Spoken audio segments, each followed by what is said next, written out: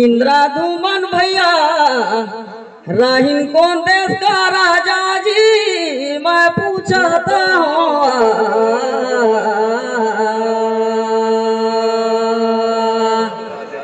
राम के जाना मुँह देवा मंगला हे तुए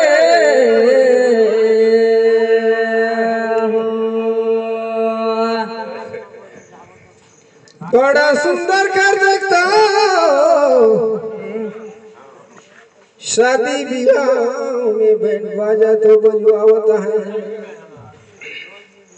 ये दे देखता मैं हूँ दसरा में बजता है बाजा रे इंद्रा धुमाना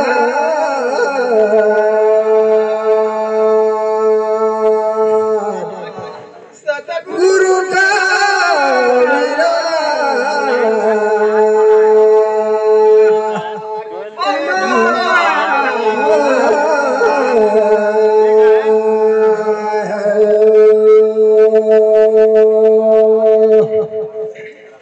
ज्यादा तो नहीं जाना इंद्र धुमन राजा अपन घर में बैठे रहे साथी हो गई कोजी ने वही कहा था कि आने इंद्र में ये दाही दक्षिण में रही और वही देश का वरुण देश का राजा रे देता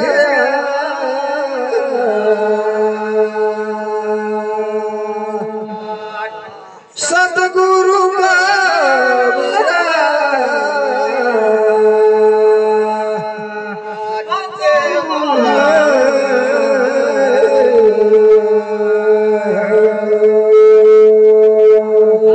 दिवाली भैया बारे दिया बाती रे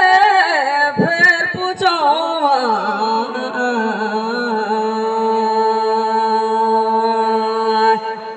राम के जाना मुँह देवा मंगला हे तुए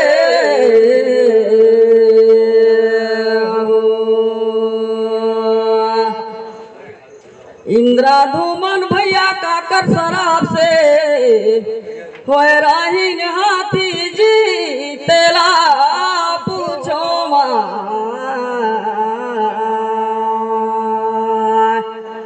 राम के जाना मुँह देवा मंगला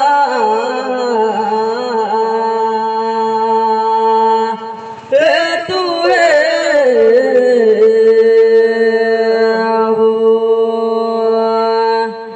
अभी देखो जितना किसान मलोहा कुदारी भर हुआ बन जाते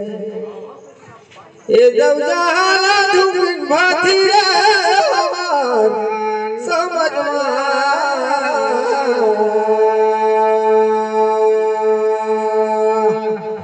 सतगुरु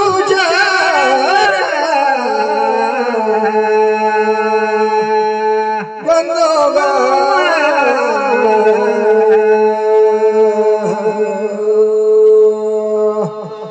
राजा इंद्र धुमधार बैठ के भगवान कर पूजा पाठ करत रही घनी गुरुआ सारी सी आई तत्काल उठी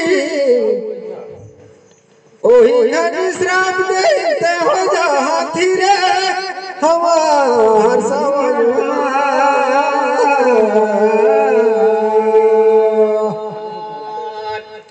सतगुरु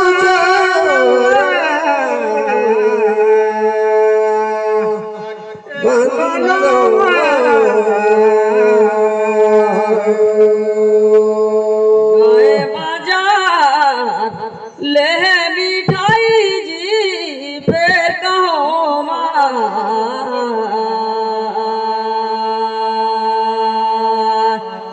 राम के जाना मुँह देवा मंगला हे तुए हो गज गरायो इंद्र धूमनकार कहाँ जा भई से लड़ाई तेला कह दिया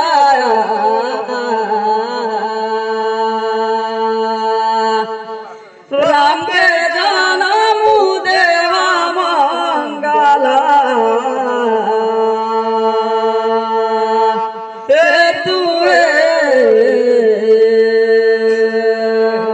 अगर कड़ा कड़ा भौजी सवाल पूछा था करम फाड़ गई रे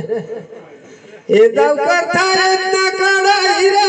हमार सवाल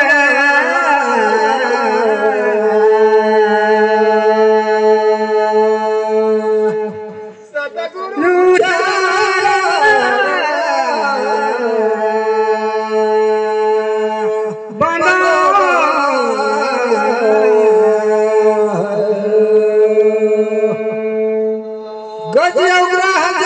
भीतर लड़े रहे श्री कृष्णा चक्र सुदर्शन में आए के उनकर उद्धार करिस ए बेरी तू मान सागर कर भीतर होइस लड़ाई रे सवार का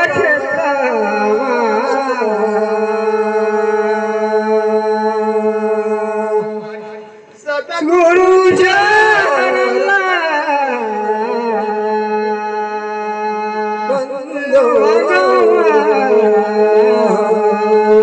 साहेब